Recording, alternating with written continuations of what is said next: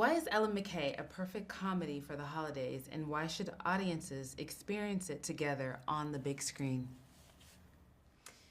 I think Ella is a perfect comedy for the holidays because it's about families and about how to navigate them and how to exist with them and how to learn from them and how messy they are and how fun they can be and how much care there is. And this film is about care. It's about hope and it's about building yourself up and I hope that people will take away all of those things from the movie and experience it, you know, as a group.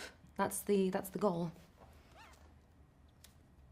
Oh, I hope and think this is the perfect movie for the holidays because it's people who come out of trauma,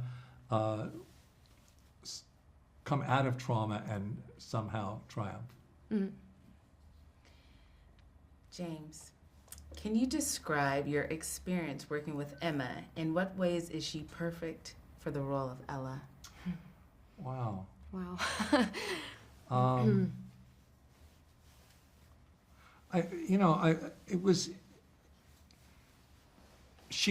Emma has a big brain, and so the discussions were alive. The point of view was so you're not just there alone. Someone is stirring the pot, and stirring the pot in a different way. So it gives more, I think, excitement and allows you not to just be yourself in the process of making a film. Not that I mind being me. Just to specify. Emma, yes. What drew you to Ella, and what were your early conversations with James L. Brooks like? Were there any key words of wisdom from James that helped inform your character? Oh, yes, there were so many words of wisdom. Yeah, And through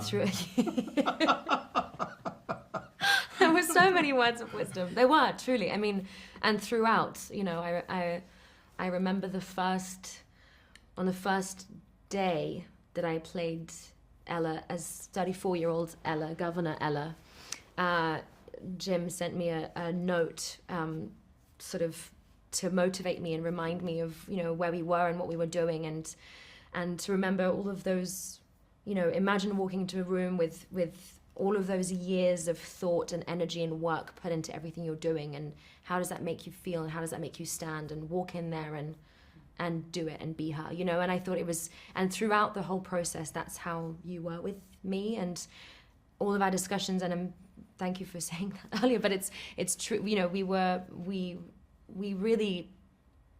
really got into it and really spoke about it at length and played around with it and tried to stretch it every which way and find out what could be the key to this particular moment and what do we see, what do we feel, what do we want people to feel, you know. And so it was broad and it was dense and it was just exhilarating to it was stimulating every day. There was something to think about and something important to think about. So yeah, thanks, Jim. James, in what ways is this film a homage to the golden age of comedy? It's got me started. It got me, I since I was a kid, I've admired, you know, the classic, you know, what I call the golden age. There was a woman named Katharine Hepburn who was the best thing alive. Mm-hmm. She was a beauty, and she was funny, and she was a dynamite actress, and and I think you know that when I saw Emma, it feels good. It feels like she's walking in the footsteps. Thanks, Jim. What is it about Ella and Aunt Helen's relationship that you both find to be most authentic? Look, I hope I can use the word. To have somebody in your life who loves the ass off you and you love the ass off them. Yeah. Unconditional love. Unconditional that's love. What I was... That's what you meant. Yeah. That's the diplomatic answer. But it's true.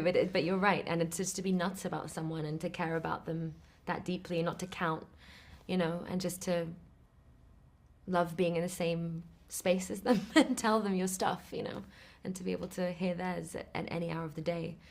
It's a special rapport. And last question. In what ways is this film a comedy where hope wins?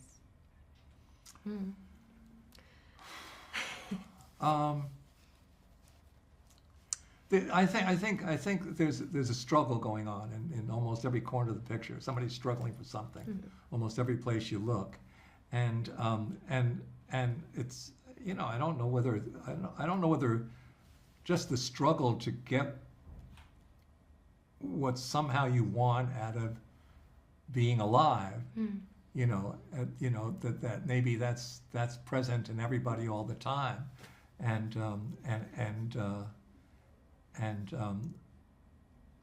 the hope is you win the struggle. You know, and I think the main characters, the main character's struggle is to help people. That's what she wants to do. That's who she is. That's what she's equipped to do, extraordinarily equipped to do.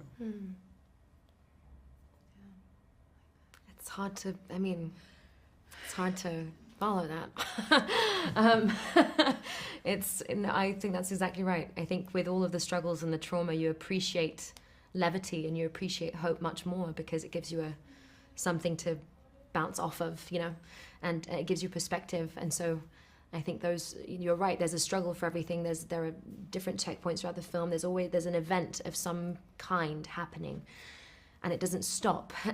But within all of that and within that sort of relentless motion of life just kind of coming at you, there are moments of lightness and pure love and it, you know, that finding that warmth and that humor is just as important as the rest. In fact, necessary.